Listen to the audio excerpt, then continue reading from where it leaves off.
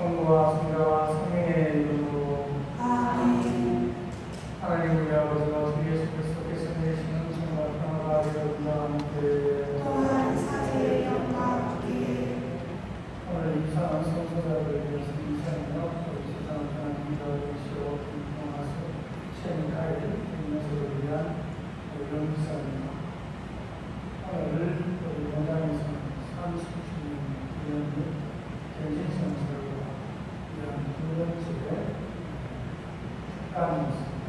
오늘 장순의 신부님께서 성체성사, 성체를 위해서 말씀을 드립니다.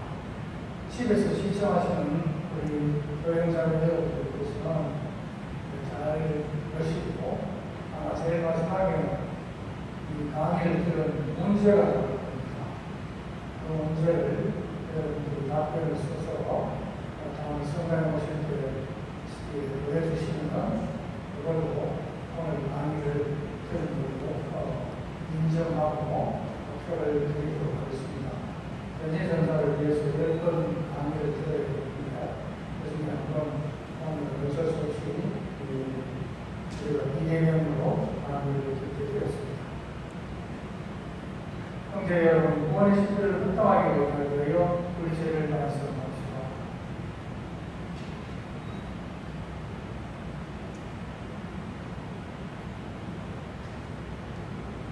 진실을 이루시는 사람을 용서하신 주님 자비를 베푸소서. 주님 자비를 베푸소서. 죄인을 불러오신 그리스도님 자비를 베푸소서. 그리스도님 자비를 베푸소서. 성도 오른편에 중재자로 계신 주님 자비를 베푸소서. 주님 자비를 베푸소서. 전능하신 하나님 저희에게 자비를 베푸시어 죄를 용서하시고 영원한 생명을 이끌어 주소서. 아멘. 기도합시다. 모든 쌀에 끊으신 하나님, 저희에게 하나님을 사랑하는 마음을 심으시어 생생한 믿음으로 은총의 씨앗이 자라나 하나님의 도우심으로 좋은 열매를 맺게 하소서. 성부와 성령과 함께 세세 영원히 살아계시며 다스리시는 성자 우리 주 예수 그리스도를 통하여 기도합니다. 아멘.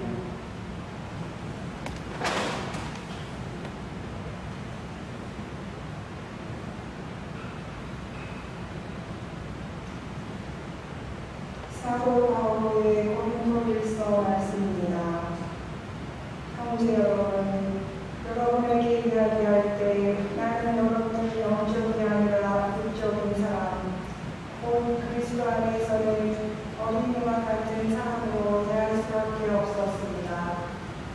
나는 여러분에게 좀만 먹였을 뿐 감가다운 음식은 먹이지 않았습니다.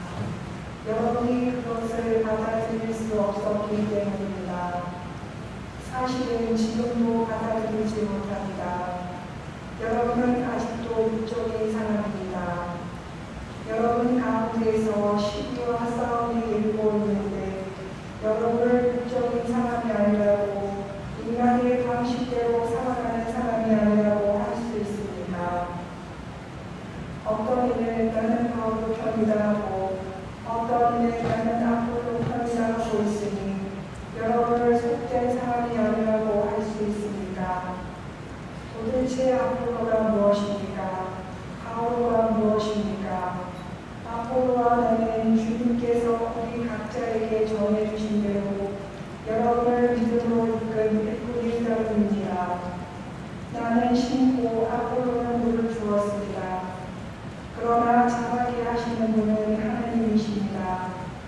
그러니 심는 이나 물을 주는 이는 아무것도 아닙니다. 오로지 자라게 하시는 하나님만이 중요합니다. 심는 이나 물을 주는 이나 같은 일을 하여 저마다 수고한 만큼 자기 삭슬을 받을 뿐입니다. 우리는 하나님의 협력자고 여러분은 하나님의 밭이며 하나님의 건물입니다. 주님의 말씀입니다. 하나님 감사합니다. 행복하여라 주님이 당신 속으로 뽑으신 백성 행복하여라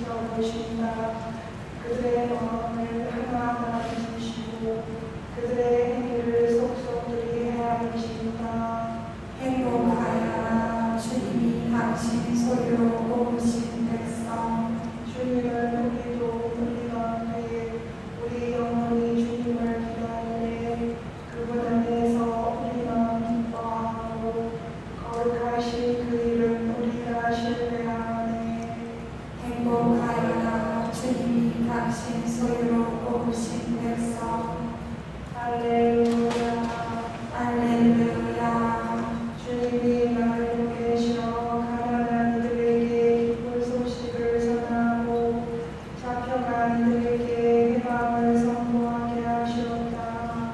할렐루야.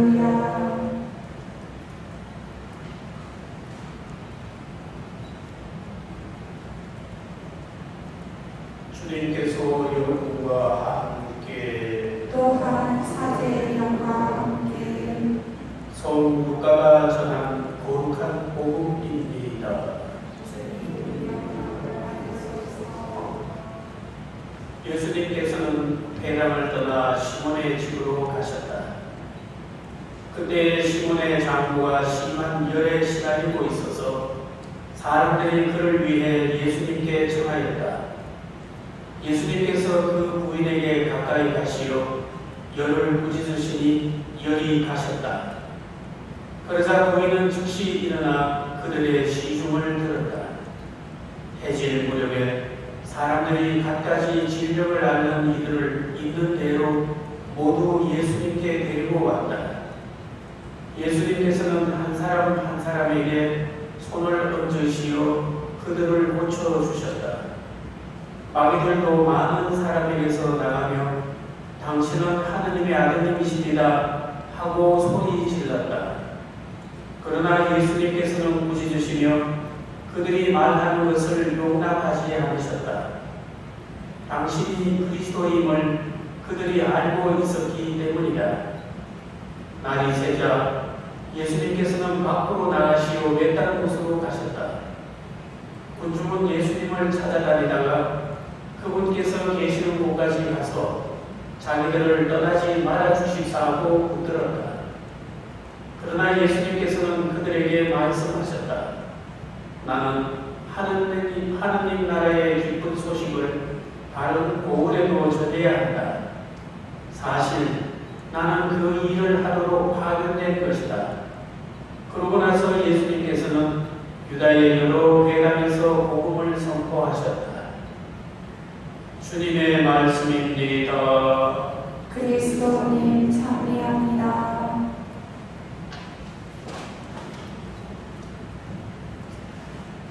참 예수님, 네, 사랑하는 우리 형제보다는 교우님들 두 번째로 뵙게 됩니다. 구미는 제 첫사랑입니다. 사제 선풍을 받고 첫 번째 보좌식으로 발령을 받은 곳이 오평성당이었습니다. 그래서 구미만 오면은 그 사제 선풍 받았을 때에 새신부로서의 그 어떤 뿌듯함과 감사 그리고 또 감동되는 그런 마음들이 계속해서 온평성당에 머물면서 제가 보좌식으로서의 생활을 잘 할 수 있었던 기억이 납니다. 베트남이 공산화 될 때에 정부군에 의해서 체포되어서 13년 동안을 감옥에 갇혀 있었던 구엔반 후안 주교님이 계십니다. 그분은 그 공산당원들이 수감된 한 독방에 홀로 갇혀 있으면서 밤이면 불이 다 꺼진 감옥의 침대에서 손바닥을 제대로 삼아서 포도주 3방울로 미사를 봉헌하셨습니다. 그리고 담뱃값 종이로 아주 작은 그런 주머니를 접어 만들어서 성체를 보존하시고 수감된 신자들과 함께 성체 조배를 하셨다고 합니다. 주님께서는 상상할 수 없는 방식으로 주교님과 신자들을 도와주셨고 오히려 감옥소의 수감자들과 그 지역의 사람들이 더욱더 열렬한 신앙인들로 변화되었다고 합니다. 코로나 진정성 때문에 지금 우리는 성당에도 마음대로 오지 못합니다. 이사도 잘 봉헌할 수가 없게 되었습니다. 이사 성제를 통해서 성체를 모시기도 어렵습니다. 너무도 안타깝고 답답하고 가슴이 아픕니다. 그러나 이 현실만 우리가 탓할 것이 아니라 내가 머물러 있는 그 현장에서 우리는 살아계신 예수님을 바로 마음 안에 성체를 모시면서 마음으로 예수님을 내 마음과 함께 하면서 그분을 사랑이 드리고 공경이 드릴 수 있습니다. 그리고 그분을 바라보면서 바로 그분과 대화를 우리는 늘 할 수 있고 우리의 모든 희망을 그분께 의지할 수가 있게 될 것입니다. 어려우면 어려운 대로 우리가 하나님을 더 가까이 찾을 수 있는 길을 만들어야 할 것입니다. 하나님이 인간이 되어서 우리와 함께 계십니다. 그분이 바로 마음이 되어서 언제나 우리와 함께 계시면서 우리를 위한 음식, 양식이 되어주셨습니다. 바로 그분이 예수 그리스도이십니다. 우리와 언제나 함께 계시고 그래서 임마누엘 하느님이라고 우리가 고백합니다. 너무도 놀라운 신비입니다. 하느님이 사람이 되오신 것만 해도 우리는 상상할 수 없는 놀라운 신비인데 사람이 되오신 그 참 하느님이시오 참 인간이신 예수님이 이 세상 끝날 때까지 이 세상이 완성되는 그리스도께서 재림해 오시는 그날까지 성체성사로서 늘 우리와 함께 계시다는 사실입니다. 그래서 교회는 이 성체성사의 놀라움을 신앙의 신비어라고 우리가 고백하고 있지 않습니까? 하늘로 승천하신 예수님께서는 우리와 인연을 끊어버리신 분이 아닙니다. 마태복음 28장 20절에서 내가 세상 끝날까지 언제나 너희와 함께 있겠다라고 말씀해 주셨지 않습니까? 예수님께서 2000년 전에 바로 우리를 찾아오셔서 하느님 나라를 선포하시고 죄인들을 용서하시고 병자들을 치유시키고 마귀를 쫓아내시고 죽으시고 부활하시고 하늘로 승천하셨습니다. 오늘 복음에서도 예수님께서는 시몬의 장로를 치유시켜 주실 뿐만 아니라 그 소식을 듣고 많은 사람들이 시몬의 장로식으로 몰려오게 되고 그들을 모두 한 사람 한 사람을 개별적으로 만나주시고 치유시켜 주셨다는 사실입니다. 바로 그 예수님이 지금 우리의 시대 속에서 바로 똑같으신 예수님이 함께 계시고 있다는 사실입니다. 어떤 방법으로? 빵과 포도주라는 외형적인 모습을 통해서 바로 2000년 전에 그 살아계셨던 예수님의 똑같으신 모습으로서 우리와 함께 계시고 우리를 만나주시면서 바로 우리가 이 신앙의 길을 걸어가는데 쓰러지지 않도록 저 구약시대 때에 이스라엘 백성들이 광야에서 쓰러지지 않도록 하나님께서는 만나를 내려주셨듯이 오늘의 우리에게는 만나와는 비교가 안 되는 바로 하늘의 영원한 생명의 양식이 성체성사로서 우리와 함께 계시고 우리를 먹여주시고 키워주시고 계시다는 사실입니다. 오늘 성체성사가 어떻게 준비되고 그리고 또 어떤 의미를 가지고 있고 그러한 성체성사를 우리는 어떤 자세로서 다가가야 할 것인지를 좀 함께 나누고자 합니다. 먼저 이 성체성사를 이해하기 위해서는 성사와 그리고 성체라는 이 단어에 대한 의미부터 좀 정리를 하고 들어가야 될 것 같습니다. 우리 가톨릭 종교에서 떨어져 나간 동생들이 있죠. 개신교회의 신자들입니다. 그분들이 늘 자주 하는 얘기가 천주교회는 형식적인 종교야. 형식으로만 끝나는 것 하고 늘 비난하고 있습니다. 정말 말씀. 인간이 형식을 안 가지고서 어떻게 자기의 속마음을 다른 이들에게 표현합니까? 육체를 가진 우리들은 바로 보이지 않는 내 마음을 사람들에게 육체적인 행동으로서 말로서 표현하게 됩니다. 이건 인간의 바로 하나님께서 주신 선물입니다. 우리는 그렇게 되어 살아가야 하는 존재입니다. 바로 하나님께를 향한 우리의 마음도 육체적으로, 가시적으로 표현이 되어야 됩니다. 예수님께서는 우리 이런 인간적인 조건을 너무나 사랑하고 계시기 때문에 당신 자신도 하늘로 선천하신 당신을 우리는 이제 볼 수가 없습니다. 아무도 우리는 하나님을 지금 눈으로 보고 손으로 만져보고 정말 2000년 전에 이스라엘 사람들이 예수님의 그 손길 한 번에 치유가 되고 말씀 한마디에서 마귀가 쫓겨나가는 그러한 모습으로서 예수님과의 만남은 우리에게 감각적으로 주어질 수 없다는 사실입니다.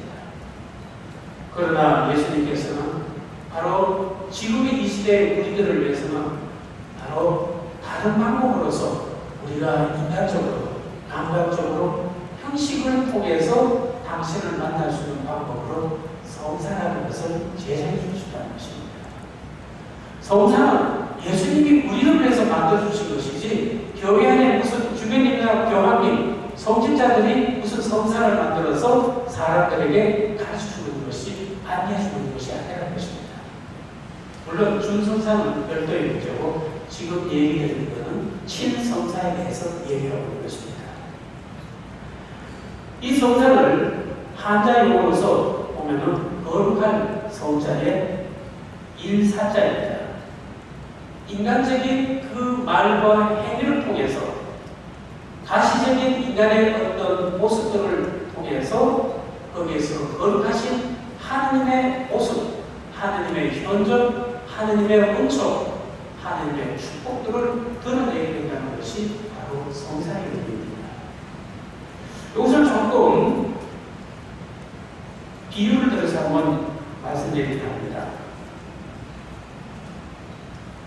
저수지에 물이 담겨 있습니다. 그리고 그 저수지 아래에는 사람들이 살고 있습니다. 사람들이 먹고 마시고 농사를 짓기 위해서는 그 저수지에 물이 필요합니다. 저수지에서 사람들이 사는 집에까지 물을 가져오기 위해서는 거기에 파이프가 필요합니다. 수로가 필요합니다.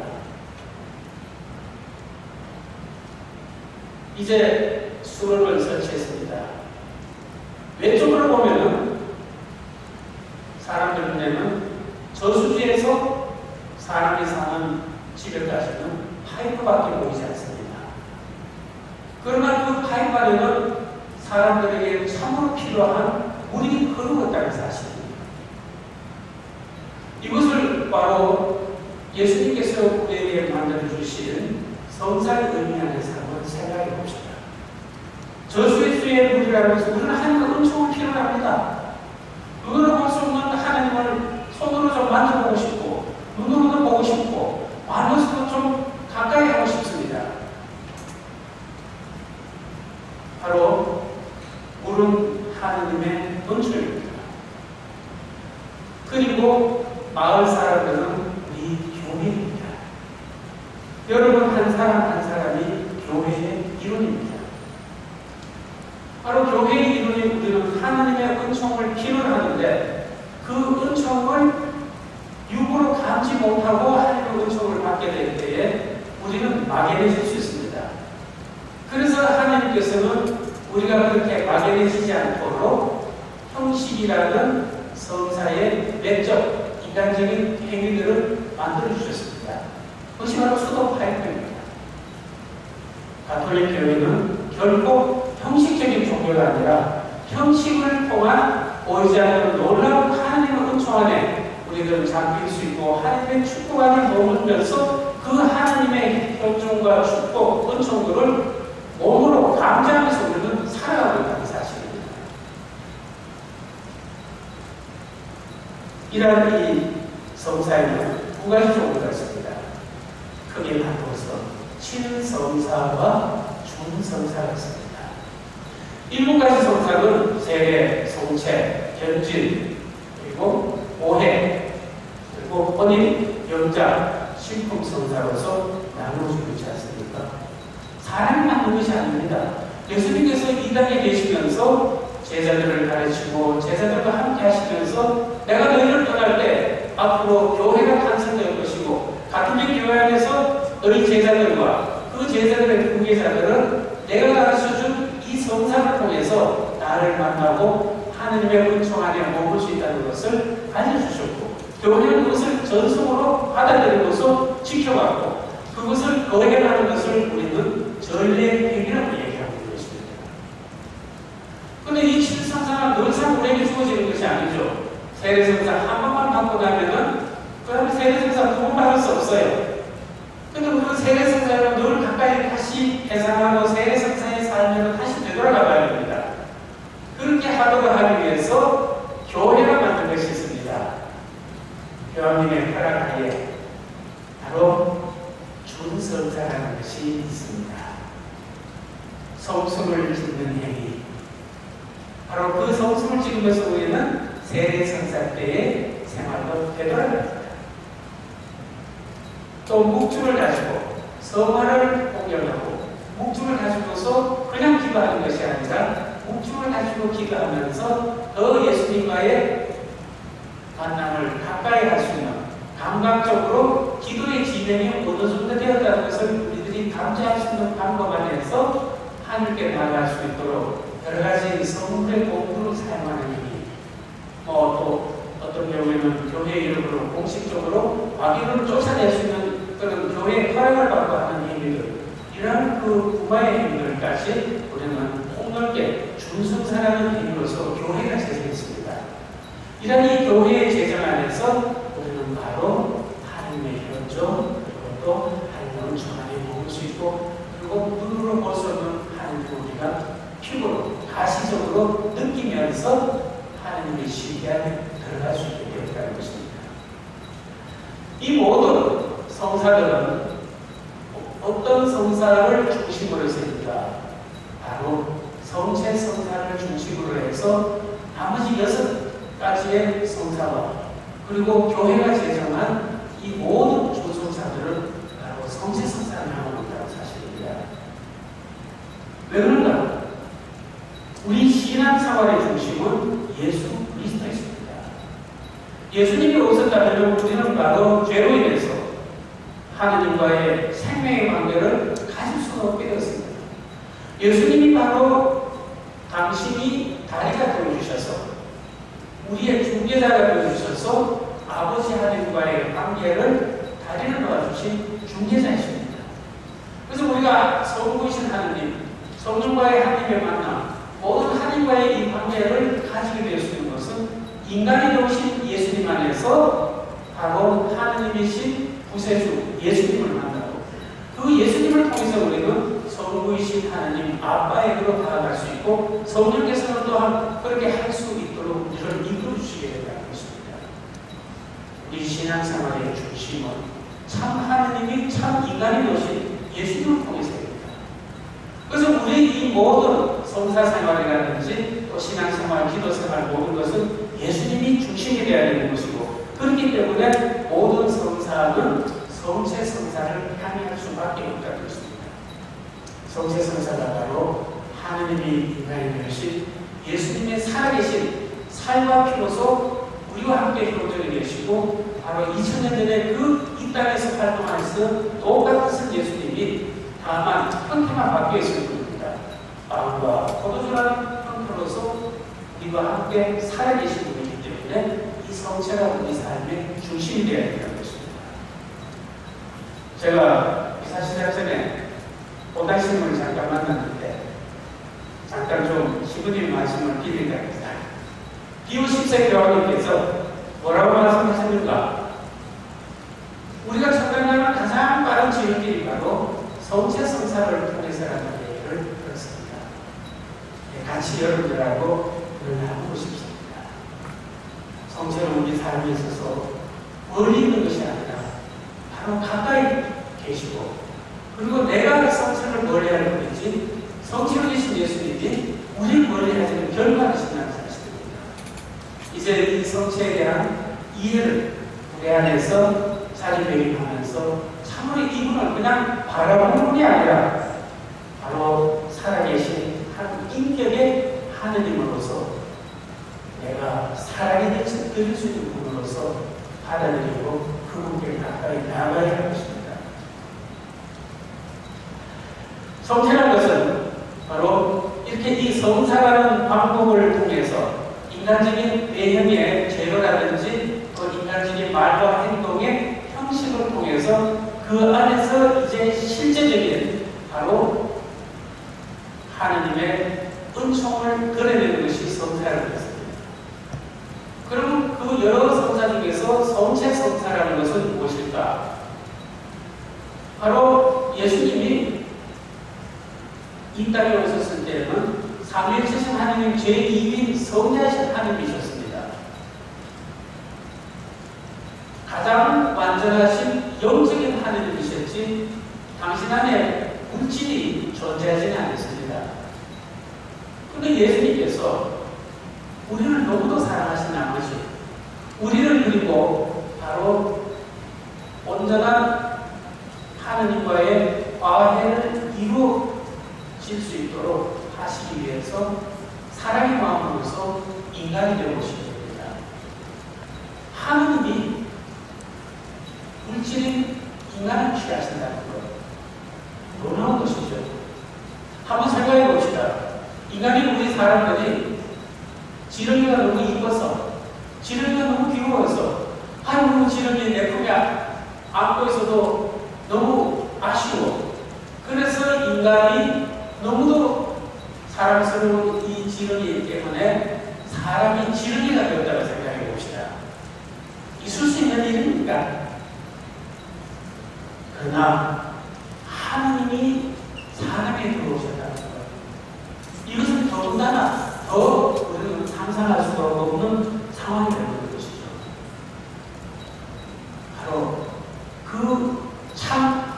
그분이 인간이 되신 그 예수님, 그분을 우리는 예수님이라고 그러고, 그분이 우리의 세상을 구원하시는 주님이라는 고백으로서 예수 그리스도라고 우리가 이렇게 고백하는 것입니다.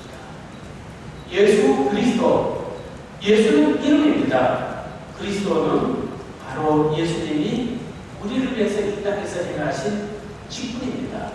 홍길동 선생님, 홍길동은 이름입니다. 그리고 선생님은 직분이죠. 예수님은 바로 통합적으로 한마디로 요약을 하면은 그리스도라는 의미가 있겠지만 그 의미를 우리 안에서 모아보면 세상을 구원하시는 주님이라는 의미입니다. 바로 그분이 빵과 그리고 포도주라는 외형적인 형식을 통해서 이 사람은 이 제사 안에서 성령의 도움을 받으면서 이제 바로 빵이 가지고 있는 본질적인 내용이 있습니다. 포도주가 가지고 있는 본질적인 내용이 있습니다. 그런데 그 성령님에 의해서 빵이 가지고 있는 본질과 포도주가 가지고 있는 본질은 사라지게 됩니다.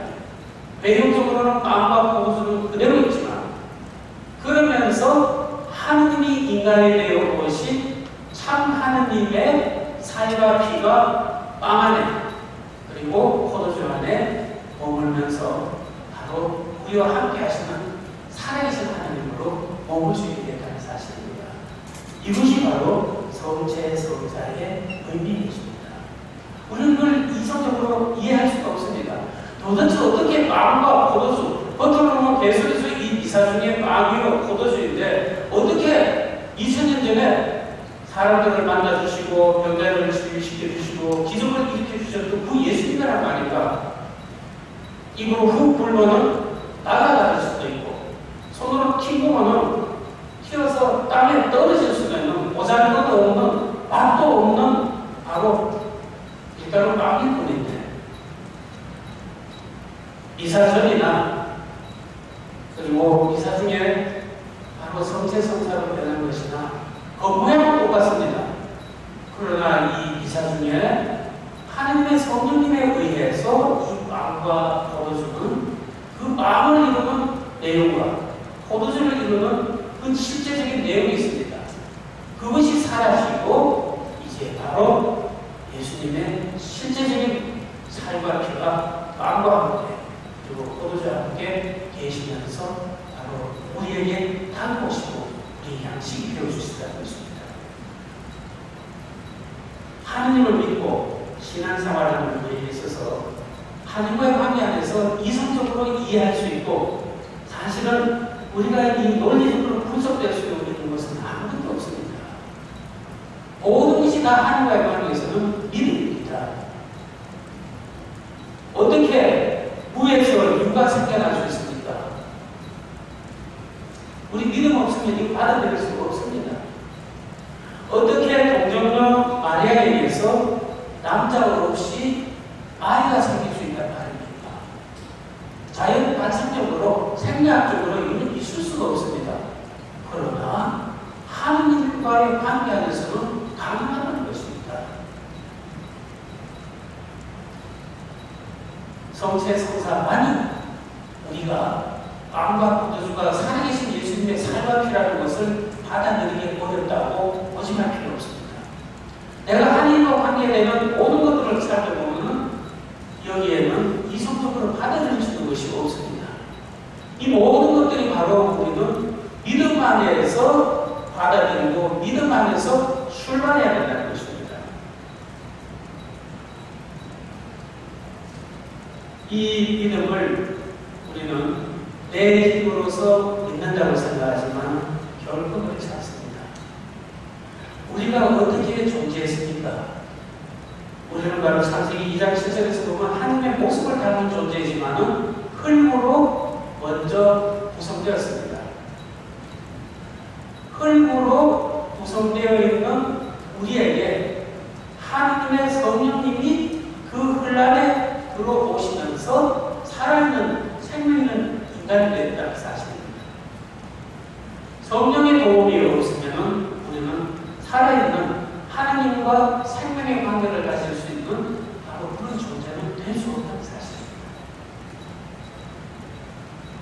무에서 유가 창조되는 것, 동정녀 마리아께서 바로 하나님이 인간이 되어 오실 수 있도록 성령님 당신 자신의 이 살과 피를 하나님에게 내어드리면서 예수님으로 탄생할 수 있는 그 놀라운 신비는 성령에 의해서 가능해지게 된다는 것입니다. 죽은 자가 어떻게 부활할 수 있습니까? 천당이 있고 지옥이 있고 영원한 삶이 우리를 기다리고 있다는 것은 눈으로 보지 않고 손으로 만져보지 않고 어떻게 할 수 있단 말입니다. 성령의 도움 안에서 우리 마음이 움직이면서 우리는 믿음도 가질 수 있고 성령의 도움 안에서 내가 이 자리에 와 있을 수도 있고 성령에 의해서 내가 하나님의 어떤 분인지를 깨달을 수도 있고 예수님을 더 많이 사랑하고 아버지 하나님께로 나아갈 수 있고 성령의 도우심이 없으면 불가능합니다. 이러한 성령님께서는 이 성체성사를 우리들이 미사성제 안에서 오시면서 바로 우리 자신 또한 우리 이 인간성이 하느님의 신성으로 바뀔 수 있도록 부활하신 예수님의 모습으로 바뀔 수 있도록 계속해서 우리를 안내해주고 있다는 사실입니다. 성령의 도움이 없이는 우리는 아무것도 믿을 수가 없고 무슨 소리인가 하고서는 이해를 못하고서 보기만 하고 할 수 있습니다. 그래서 바로 사도 바울께서는 고린도전서 12장 3절에서 이런 말씀을 하시지 않습니까? 성령의 인도를 받지 않고서는 아무도 예수는 주님이시다 하고 고백할 수 없다고 합니다. 빵과 포도주가 미사 중에 빵의 그 실제적인 빵을 이루게 하는 그 근원이라는 것이 있습니다. 본질적인 포도주를 이루게 하는 그 포도주의 그 본질적인 근원이 있습니다. 그 본질적인 근원은 사라지게 하면서 하나님이 인간에 오신 예수 그리스도의 본질로 바로 바꿔주실 수 있는 이것도 바로 성령의 그 놀라운 능력이 임하면서 그것은 가능한 것입니다. 무에서 유를 창조한 하나님이라면 동정녀 마리아의 몸에 남자 없이 아이가 탄생할 수 있도록 하실 뿐만 아니라 바로 빵과 포도주를 살아계신 2000년 전에 바로 우리와 똑같이 우리를 위해서 활동하셨던 그 예수님의 삶과 피로서 지금도 살아있는 예수님으로서 우리에게 다가올 수 있도록 하실 수가 있다는 것입니다. 왜 빵과 포도주로서 합류를 하셨을까? 여러 가지 의미가 있지만 저는 개인적으로는 이렇게 생각합니다. 예수님이 인간적인 모습으로서 활동하게 될 때는 이스라엘 안에서만 활동하실 수 있습니다. 시간과 공간 속에 제한을 받습니다. 그런데 예수님께서 이제 성체성사로서 존재하시게 될 때는 시간과 공간에 대해서 제한을 받지 않게 됩니다. 모든 이들에게 동시에 다양하게 그렇게 바로 함께 하시고 그리고 다가갈 수 있고 우리도 함께 예수님을 만날 수 있게 되는 사실입니다. 그것만 하나만 해도 저는 굉장히 예수님께 참 감사한 마음을 드릴 수가 있게 됩니다. 오늘 이 시간 이 성체성사에 대한 내용도 바로 우리는 성령의 도움을 받으면서 그리고 성령께 은혜하면서 깨달음의 은총을 청하면서 이 성체성사에 대한 이야기들을 집중하고 우리 마음을 이렇게 다가갈 수 있어야 될 것입니다. 이 성체성사는 예수님께서 마지막 십자가에 못 박혀 돌아가시기 전에 제자들과 최후 만찬을 가지는 시간에 제설하셨습니다. 너희는 받아 먹으라. 내 몸이다. 너희는 받아 마시라. 내 피다. 그리고 너희는 이것을 기념하라. 예수님이 말씀하셨습니다. 그런데 이 사건을 느닷없이 예수님이 그렇게 준비하시고 갑자기 느닷없이 그렇게 제자들에게 선포하시는 거다. 그렇지 않다는 것입니다. 하나님의 계획은 굉장한 신성을 가지고 있습니다. 그리고 하나님은 우리가 놀라지 않도록 우리가 당황하지 않도록 서서히 그렇게 우리를 준비시키고 그리고 우리가 알아들을 수 있도록 그렇게 시간을 두고서 우리에게 다가오시면서 이 성체성사를 계획하시는 것이죠.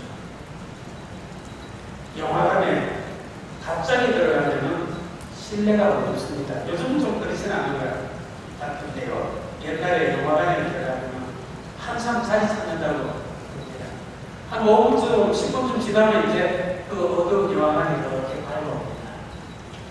시간이 필요합니다.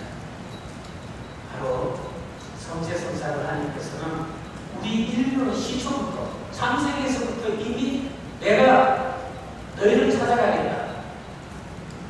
성자이신 예수님이 내가 사람이 되어서 너희를 찾아가겠다는 것을 영원에서부터 준비하시지 않습니까?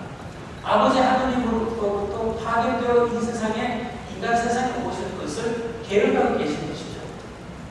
그러나 그 계획 속에서 이미 창조에서부터 우리를 찾아오신 예수님은 성체성사를 준비하고 계시다는 것입니다. 여기서 우리는 이제 바로 창세기에서 보면은 성전들의 그 제사와 그리고 빵과 포도주의 이야기들이 나오는 것에서 살펴볼 수 있습니다. 창세기 4장 4절에서 보면은 카인과 아벨의 이야기가 있죠. 카인의 제사는 하나님이 반갑게 여기지 않았습니다. 그러나 동생인 아벨의 그 제사는 하나님이 반갑게 여겼습니다. 왜 그랬을까? 성실하게. 그리고 사람이신 하나님으로부터 이 세상에 주어져 있는 사람들은 하나님께 다가가게 될 때는 사람으로 다가가야 됩니다. 제사는 바로 인간이 하나님을 떠났던 것에 대한 죄송함으로써 이제 하나님과 화해 좀 하기 위한 불완전한 제수처여야 될 것입니다. 그러나 그 제수처로서 하나님과의 화해는 이루어지기는 불가능한 것이죠. 그래도 그러한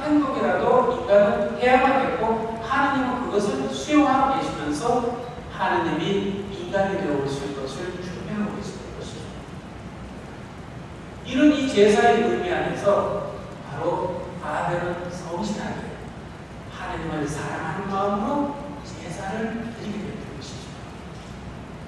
이 바로 아벨이 드린 이 제사, 그리고 구약의 그 이스라엘 백성들의 이 제사는 나중에 이제 하나님이 인간이 되시는 예수님께서 마련하시는 미사 성제로서 우리들에게 완성이 되게 되는 것입니다. 그러므로 지금은 우리들은 바로 이 아벨 모습을 보면서 미사에 참여할 때 어떤 마음을 해야 되는가? 최소한 성실한 마음과 그리고 사랑하는 마음을 가지고서 이 미사에 참석해야지.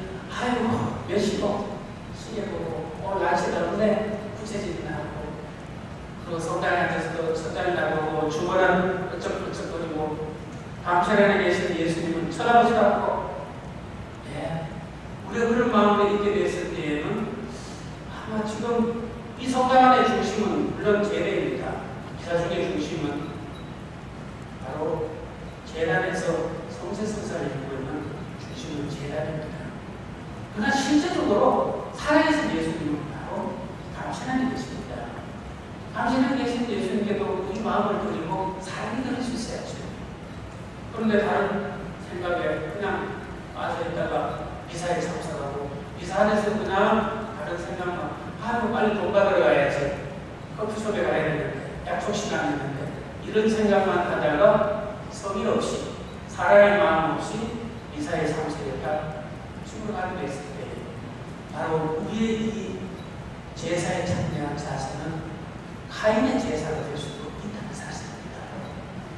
그래서 이미 창세기에서부터 하나님께서는 너희를 위해서 완성된 제사인 이사성제를 어떻게 준비해야 되고 참여해야 되는가를 아벨을 통해서 보여주시고 있는 것이죠. 창세기 8장 20절에 노아 이야기가 나오지 않습니까? 홍수가 끝나고 광주에서 나온 노아가 이제 번제, 제물을 완전히 불에 태우는 그런 제사를 통해서 하나님께 제사를 드립니다. 번제의 의미는 무엇입니까? 내 것은 없습니다. 하나님 모든 것이 당신 것입니다. 내 뜻대로 마시고 하나님 당신 뜻에 나의 모든 것을 맡기겠습니다 하는 상징적인 행위가 바로 번제인 것입니다. 우리가 이 미사에 참여하고 그리고 이 미사 안에서 기도하고 그리고 또 하나님께를 향하는 모든 마음들이 하나님께 의탁하고 하나님의 뜻이 나한테 전달되면서 내가 그 하나님 뜻을 수용하면서 사랑의 관계를 가질 수 있도록 우리가 그런 마음과 정신을 가지고서 이 미사에 참석해야 되는 것입니다.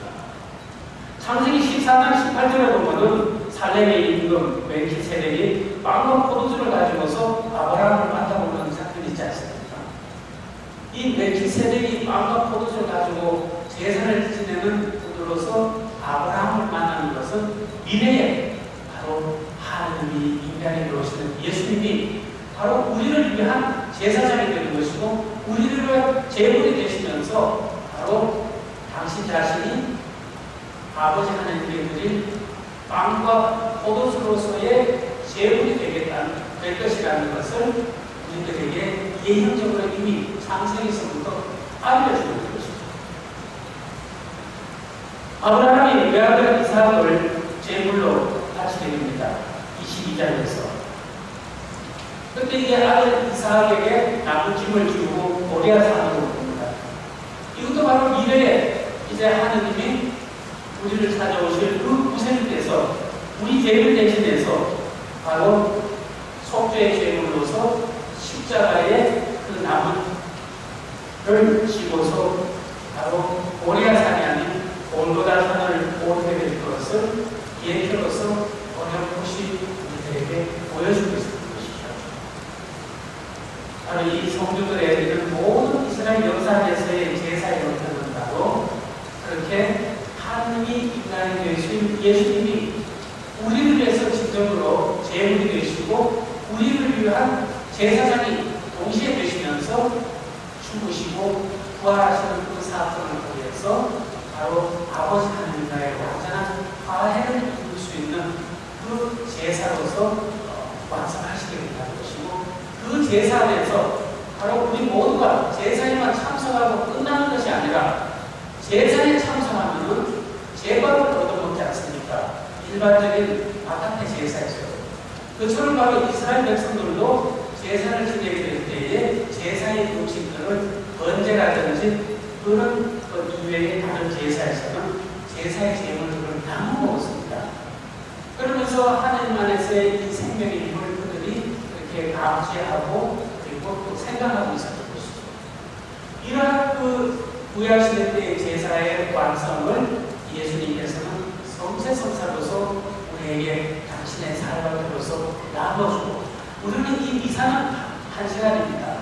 그러나 이제 이 미사를 떠나서라도 항상 그 미사 안에서의 그 하나님의 은총, 하나님의 축복 안에 머물 수 있는 성체의 힘으로서 우리는 살아가고, 또 이 바깥의 생활 안에서 힘이 떨어지고 그리고 또 어떠한 나약해지는 삶이 될 때 이 미사에 오면서 또다시 새로운 힘을 얻을 수 있도록 바로 준비되고 있는 것이 성체성사의 의미라는 것입니다. 결정적으로 구약 시대 때에 바로 파스카 이야기라는 것이 있습니다. 파스카 사건입니다. 아브라함의 아들이 이삭이고 이삭의 아들이 이제 야곱입니다. 야곱이 이제 식솔들을 내리고 그렇게 이제 가나안 지역에 있다가 이집트로 이주를 하게 됩니다. 그리고 약 한 400년의 세월을 흐르는 가운데에서 그렇게 이제 이 수많은 후손들이 이제 하나의 민족을 이루면서 이집트의 모세 땅에서 살게 되고, 이집트의 왕인 파라오는 이러한 이 인원들을 겁도 나고 해보를 하면 어떡합니까? 반란을 일으키면 어떡합니까?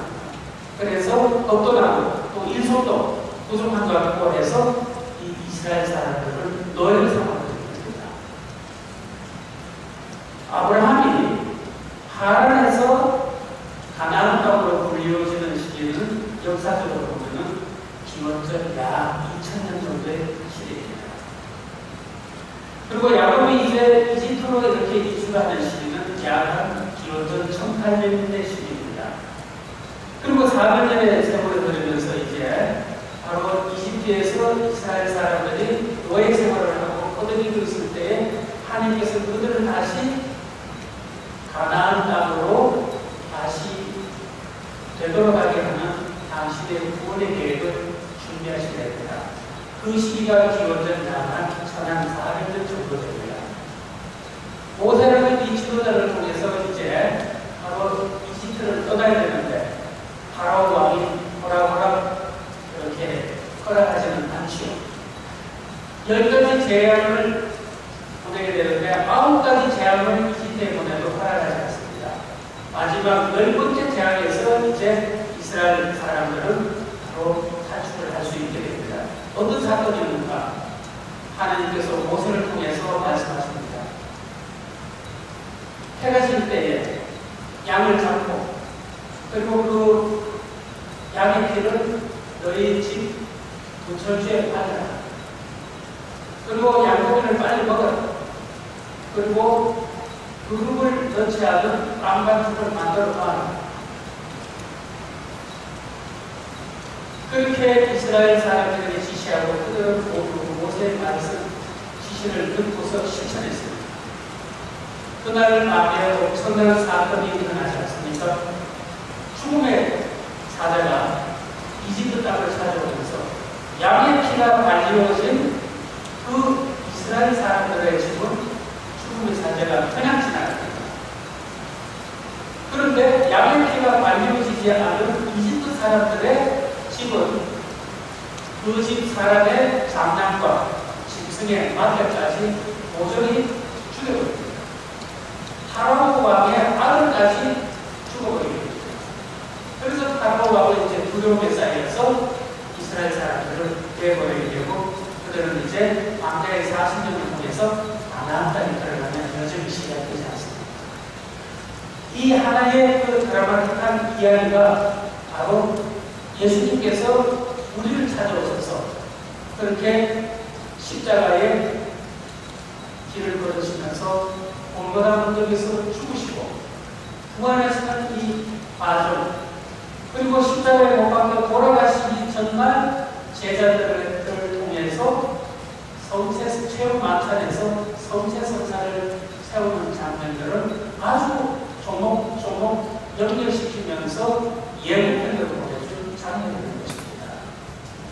우리는 예수님의 이런 이 체험한상 또는 십자가 이런 이 부활의 사건들을 좀 이해를 하려면 할 수 있겠지만은 구약의 이런 이야기들의 사건들을 통해서 예수님께서 행하신 이 모든 과정들을 보다 더 풍요롭게 이해를 하면서 예수님을 더 많이 믿고 희망하고 사랑할 수 있게 된다는 것입니다. 성체성사가 바로 이 파스카 사건에서 바로 준비되었던 것이죠. 희생된 어린 양, 그것은 바로 인류를 대신해서 십자가에서 죽으신 예수님의 예언이었습니다. 그리고 그 어린 양의 피가 발려진다는 것, 피가 발려진다는 것은 죽는다는 것입니다. 양이 죽어서 피가 그 이스라엘 사람들에게 발려졌기 때문에 이스라엘 사람들은 죽음에서 살아났던 것입니다.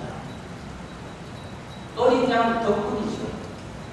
그 어린 양은 바로 예수님의 십자가의 그 피를 통해서 죄에서 스스로 해방될 수 없고 죄에서 스스로 극복될 수 없는 우리 인간이 바로 이제 예수님 덕분에 그렇게 하나님 아버지에게로 건너갈 수 있는 성부와의 화해 시간을 가질 수 있는 길이 예수님의 십자가의 죽음을 통해서 가능해지게 된다는 것을 양의 피로서 우리에게 보여주는 것입니다.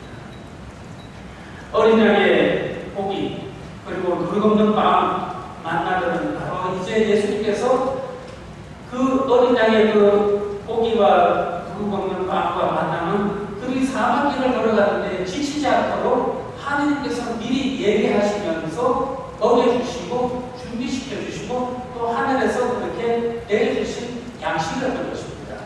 그래서 그들은 쓰러지지 않습니다. 이들이 40년 동안의 이 가나안의 여정이라는 것은 세례성사를 받으면서 우리가 신앙의 길을 걸어가는 우리 모습인 것이죠. 우리가 신앙생활을 걸어가는데 바로 이 성체성사는 바로 양고기 그리고 그 빵을 먹으면서 힘을 내주는 하늘의 만나를 먹으면서 그들이 지치지 않을 수 있는 바로 양식처럼 영혼의 양식으로서 예수님께서 우리에게 내려주시는 선물이라는 것입니다. 누룩 없는 빵이라든지 어린 양고기 뭐 하늘에서 내려왔다 하지만 그 만나 다 썩을 수 있는 것입니다. 그러나 하나님이 인간이 되신 당신의 이 살과 피는 썩지 않아요. 영원히 우리 자신을 인간 속으로 머물게 하는 것이 아니라 우리 이 인간성을 하나님의 신성으로 성체성사를 통해서 변화시켜주는 천상의 양식이고 생명의 양식이라는 것입니다. 돼지고기를 좋아하시는 분은 얼굴에서 표가 나지 않아요. 보신탕을 좋아하시는 분 어떻습니까? 기름이 저저저저저 꼭 표가 나지 않아요? 성체성사를 자주 보시는 분은 어떤 표가 나겠습니까? 부활하신 예수님의 거룩함으로서 빛이 나고 그리고 바로 거룩함으로서의 평화스러움과 사랑의 모습으로 드러나게 되는 사실입니다. 저는 아직 그걸 그 모습이 잘 안 보이겠죠. 그러나 우리 안에서 스스로 그걸 판단할 필요는 없습니다. 나도 모르게 주님께서는 계속해서 우리를 하나님의 모습, 부활하신 예수님 당신의 모습으로 우리를 아름답게 영광스럽게 지금 변화시켜 주실 것이고 이것을 지금 언제 우리가 알 수 있는가? 바로 하나님 앞에 가서 설 때에 그 영광들은 모두가 매일에 드러날 수 있게 된다는 사실입니다. 이 구약의 파스카 사건은 바로 신약시대로 들어오면서 예수님을 위해서 완성이 되게 됩니다. 바로 예수님의 안에서 모든 것이 완성될 수 있었던 그 구약시대 때의 모든 어린 양의 죽음, 또 구약의 성도들의 이스라엘 백성들의 제사 형식들, 이건 모두가 다 영웅들이었던 것입니다. 이 모든 구약시대 때의 형식이라든지 또는 하나님께를 향해 나가는 예배라든지 가르침들은 이제 우리가 어떻게 이해해야 되느냐? 예수님과 항상 연결시키면서 이해를 하려고 하고 공부를 하게 될 때에 쉽게 깨닫지 못할 것입니다. 그래서 요한복음 1장 29절에서 예수님이 말씀하십니다. 보라! 세상의 죄를 없애시는 하느님의 어린 양이시다라고 그렇게 예수님은 고백하셨지 않습니까? 지혜서에서도 16장 20절에서 주님께서는 미리 준비하신 빵을 그들에게 하늘로부터 꾸준히 내리셨습니다. 그 빵은 누구에게나 맛이 있고 기쁨을 주는 빵이었습니다라고 이미 우리에게 가르침을 주었을 것입니다. 성체를 모시기 전에 사제가 또 의사 중에 선포하지 않습니까? 보라! 하느님 어린 양 세상의 죄를 없애시는 분이시니 이 성찬에 초대받은 이는 복된 거다. 예수님께서 갈릴리 호수의 한 산상에서 그렇게 진복 8단을 선언했지 않습니까? 이러이러한 사람들은 행복하다. 그 모든 사람들의 그 예수님께서 가르쳐준 8가지의 그 행복스러운 삶의 형태가 바로 이 성체성사 안에서 우리 안에 성체성사를 통해서 우리 안에서 이루어지게 될 것이고, 그래서 우리는 바로 복된 이들로서 이제 알려지게 된다는 사실입니다. 이미 예수님께서는 구약에 대한 당신에 대한 예표들을 당신 자신이 이 땅에 오시면서도 그렇게 보여주셨습니다. 탄생하실 때에 베들레헴에서 탄생하셨습니다. 베들레헴은 빵의 집입니다. 이미 벌써 예수님은 빵이 되고자 준비하면서 아기 예수님으로 탄생하셨던 것입니다. 가나의 물잔치에서 물을 포도주로 바꾸셨습니다. 어떻게 이 물과 포도주는 본질이 다릅니다. 물은 물을 이루게 하는 물의 본질이 있고, 포도주는 포도주를 이루게 하는 포도주의 본질이 있습니다. 그런데 그 물이 가지고 있는 물의 본질을 없애버리고 포도주로서 바꿔주십니다. 이것이 바로 하나님이 할 수 있는 전지전능함의 능력입니다. 물을 포도주로 바꿔주시는 예수님의 능력이 바로 앞으로 내가 너희를 위해서 빵과 포도주로서 내 살과 피로서 살아있는 나의 온몸을 너희를 위해서 내어주겠다는 성체성사를 이미 벌써 예고해주고 있는 예언을 것입니다. 5,000명 이상의 군중들에게 빵을 제공해 하시면서 예수님은 나는 하늘에서 내려온 살아있는 빵이다. 이 빵을 먹는 사람은 누구든지 영원히 살 것이다. 내가 줄 빵은 곧 나의 살입니다.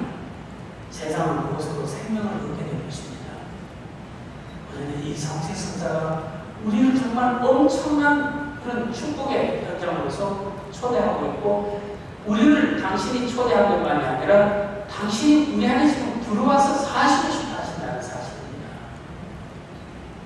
놀라운 하나님의 사랑의 조건인 것이죠. 바로 예수님은 당신이 이 우리를 위한 빵과 포도주 성체성사가 되시기 위한 그 절정을 시간과 공간 속에서 당신의 생애 안에서 하이라이트로 보여주시는 것이 바로 십자가의 죽음인 것입니다. 십자가에서 돌아가시기 전에 당신은 이제 제자들과 마지막 식사를 하시면서 먹어라, 내 몸이다. 마셔라, 내 피다. 너희는 이것을 거행하라. 그래서 예수님이 하신 그 명령에 따라서 교회는 바로 그것을 거행하고 있는 것이고, 그 거행 가운데에서 예수님 당신의 현준이 성령을 드러나면서 빵과 포도주가 준비된 빵과 포도주가 이제 바로 살아계신 예수님의 살과 피로서 매형 빵과 포도주 매형은 변함없이 내용만이 예수님의 살과 피로 변화되면서 우리에게 다가오면서 당신 자신이 온통 2000년 전에 아버지 하나님께 보호되었듯이 그렇게 우리를 위한 바로 제물과 그리고 피사주례의 사제를 통한 당신이 바로 이 제사의 제수가 되어서 그렇게 동시적으로 아버지 하나님과의 만남 안에서 우리 모두를 그렇게 지금도 아버지 하나님께로 안내해주고 연결시켜주는 중재자로서의 모습을 가지게 된다는 것입니다.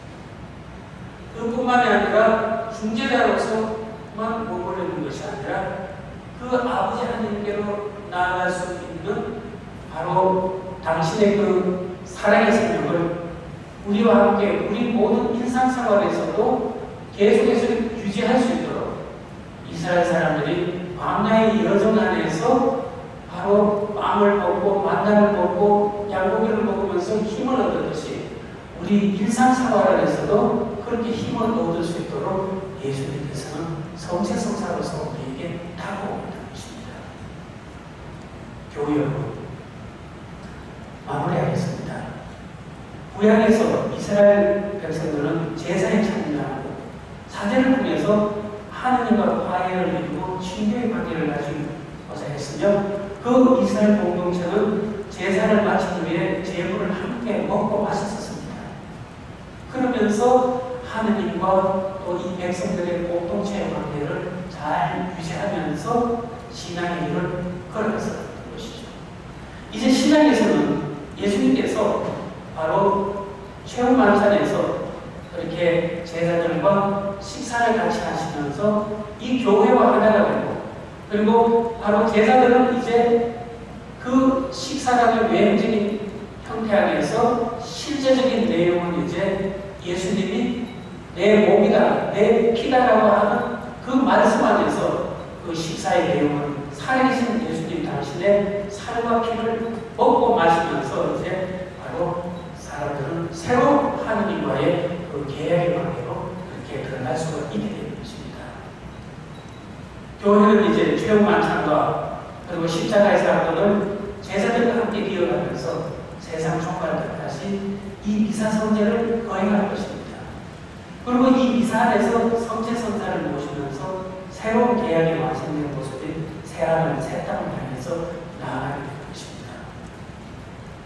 우리는 예수님께서 마련해 주신 이 큰 선물 미사의 성제와 함께 성체 성사에 대해서 한번 정리를 하면서 마무리합시다. 미사 3년을 통해서 우리는 하느님의 이 큰 은총 안에 모을 수 있습니다. 미사는 바로 하느님과의 공식적인 만남입니다. 주일 미사는 모든 신자들의 의무이며 하느님과 계약의 실천적인 사랑의 행위입니다. 그리고 이 미사에 참석하면서 우리는 성체를 모실 수 있어야 됩니다. 그래서 고해의 성사가 필요한 것입니다. 신앙의 여정 안에서 힘을 얻게 되고 우리는 예수님의 몸으로 우리 자신이 돼지고기를 많이 먹어서 돼지고기의 그 모습으로서 우리 얼굴을 닮아가는 것이 아니라 성체를 모시면서 이제 부활하신 예수님의 그 영광된 모습으로 우리 인생이 하나님의 심성으로 변하게 가는 것입니다. 그러나 미사만이 우리가 이렇게 한 예수님을 만날 수 있는 것은 아닙니다. 미사는 1시간입니다. 끝납니다. 계속해서 우리는 미사에 머물 수 없고 또 계속해서 감실 앞에서 성체 조절만 할 수는 없지요. 우리 일상생활이 있지 않습니까? 그러나 그 일상생활에서 우리는 감실 안에 성체로 계시는 예수님을 내 마음에 초대할 수 있습니다. 밤낮을 하면서, 설거지하면서, 직장생활 일을 하면서, 운전하면서 어느 시기인지 저는 운전하면서 지역에 있는 성당이 있고 십자가가 볼 때는 성을 보면서 성체를 제 마음에 모시게 됩니다. 이렇게 하는 성체를 우리 일상적인 생활 안에서 모실 수 있는 것을 우리는 신령 성체라고 그렇게 표현합니다. 그리고 성당에 이제 이렇게 세 가지, 즉 첫째 미사 선례, 그리고 성체를 모시고 그리고 성체 조배, 그리고 신령 성체 이 네 가지를 꾸준하게 우리들이 실천하는 가운데서 이제 성체 성사의 열매들이 맺어지게 됩니다. 우리는 제대로 된 복음 선포를 할 수 있습니다. 제대로 된 봉사와 나눔의 생활을 할 수 있습니다. 제대로 된 형제적인 신교의 삶을 살아가게 되는 것입니다. 맨날 우리 성당에 구원하라 마셔라. 좋습니다. 저는 정말 구원하라 마셔라 얼마나 좋습니까? 거기에서 그런데 예수님에 대한 이야기가 한마디도 안 나와요.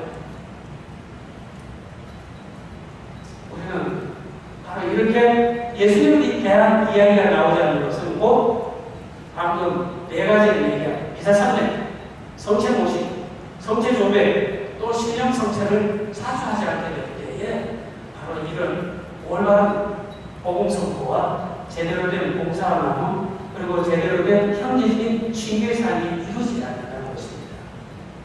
이것을 제대로 이루기 위해서는 성체와 함께 하게 될 때에 우리는 제대로 된 삶의 길을 걸어가면서 바로 새하늘, 새 땅을 우리 안에서 만들어야 될 것입니다. 아멘.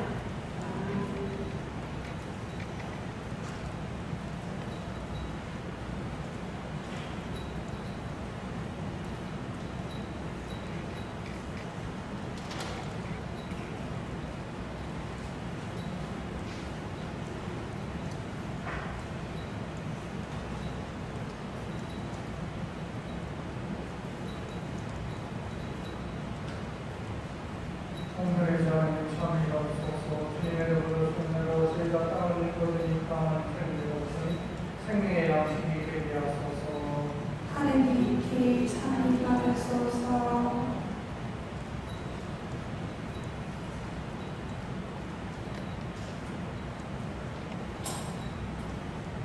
오늘의 자는 참이 받으소서. 주님의 도를 손으로 저희가 포도를 갖고 있는 술을 드리는 것처럼 구원의 은혜가 되게 하소서. 하느님 길 참이 받으소서.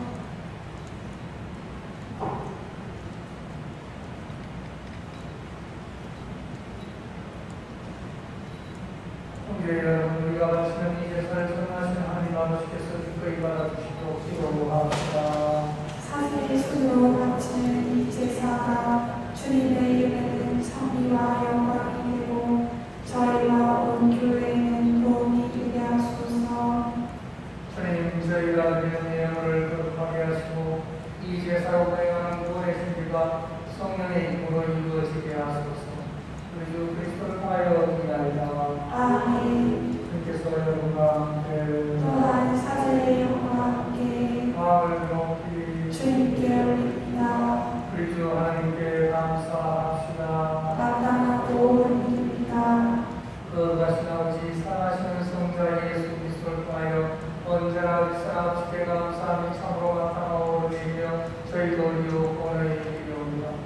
아버지께서는 말씀이신 그리스도를 통하여 모든 것을 창조하시고 또 그를 저희에게 구주로 보내셨으니 또 분께서는 성령으로 인하여 동정 마리아에게서 사람으로 태어나셨나이다. 성자께서는 아버지의 뜻을 이루시고자 십자가에서 팔을 벌려 백성을 아버지께 모아드리셨으며 죽음을 이기고 부활하셨나이다. 그러므로 저희도 모든 천사와聖인과 함께 하면서도 주님의 영광을 찬양하나이다. 거룩하시도다 거룩하시도다 거룩하시도다 오늘의 주 하나님 하늘과 땅에 가득 찬 그 영광 높은 데서 사나 주님의 이름으로 오시는 분 찬미 받으소서. 높은 데서 사나 거룩하신 아버지께서는 모든 거룩함의 셈이시옵니다. 안고하오니 성령의 힘으로 이 예물을 거룩하게 하시어 우리 주 예수 그리스도의 몸과 피가 되게 하소서. 스스로 가신 수하인자가 오자 예수님께서는 빵을 들고 감사를 드리신 다음 조기를 제자들에게 주시며 말씀하셨나이다. 너희는 모두 이것을 받아 먹으라. 이는 너희를 위하여 내어줄 내 몸이다.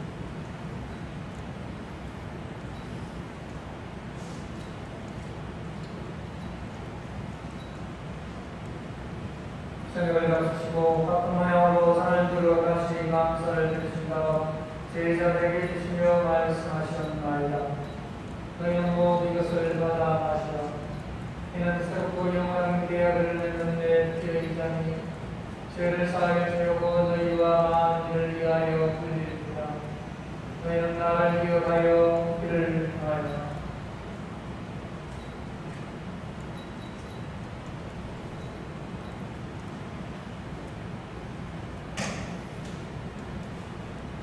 신앙의 신비여, 주님께서 오실 때까지 주님의 죽음을 전하며 부활을 선포하나이다. 아버지, 저희는 그리스도의 죽음과 부활을 기념하며 생명의 빵과 구원의 잔을 봉헌하나이다. 또한 저희가 아버지 앞에 나와 봉사하게 하시니 감사합니다. 간절히 청하오니 저희가 그리스도의 몸과 피를 받아 먹으시어 성령으로 한 몸을 이루게 하소서.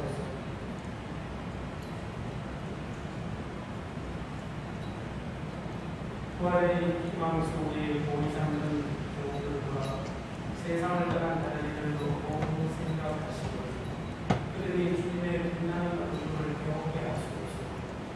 저희에게도 자아를 베푸시어 영원부터 주님의 사랑을 받는 하나님의 어머니 복되신 공주 마녀와 그 백되신 성모생과 복된 사원과 모든 성과 함께 영원한 사랑을 누리시는 성자 예수 그리스도를 통하여 아버지를 찬양하게 하소서.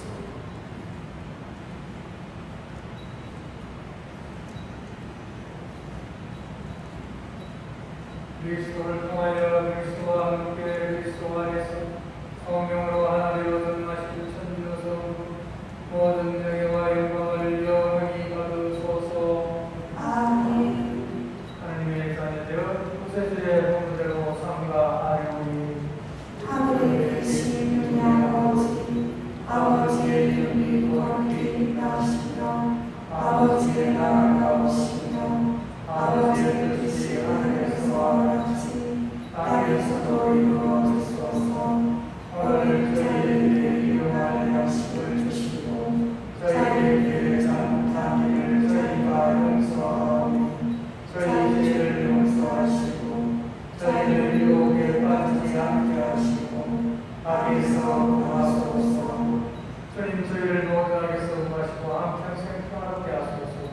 주님의 자비로 저희를 언제나 죄에서 구하시고 모든 시련에서 구하시고 복된 희망을 품고 구세주 예수 그리스도의 죄임을 기다리게 하소서. 주님께 나라와 권능과 영광이 영원히 있나이다. 주 예수 그리스도님의 지기 사도들에게 말씀하시기를 너희에게 평안을 구하며 내 평안을 주라 하셨으니 저희 죄를 해하지 마시고 그의 믿음을 보시어 주님의 뜻대로 그를 평안케 하시고 하나 되게 하소서. 주님께서는 영원히 살아계시며 다스리시나이다. 아멘. 주님의 평화 항상 여러분과 함께 또한 사제의 영광과 함께 서로 평안히 살아 주십시오. 평안을 빕니다.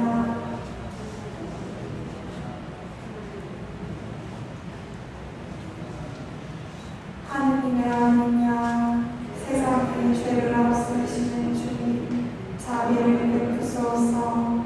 하느님의 아느냐 세상의 죄를 없애시는 주님 자비를 베푸소서. 하느님의 아느냐 세상의 죄를 없애시는 주님 평화를 주소서.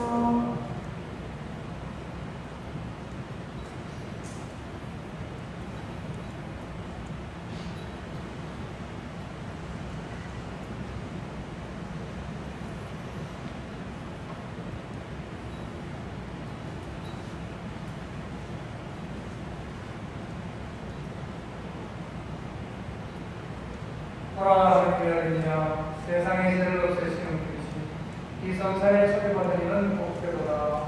주님 제 안에 주님을 모시기에 합당치 않사오나 한 말씀만 하소서.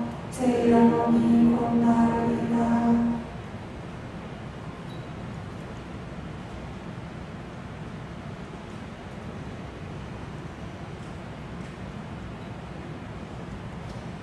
영성 채소 주님 당신의 경외하는 이들 위에 간직하신 그 선하심 얼마나 크시옵니까.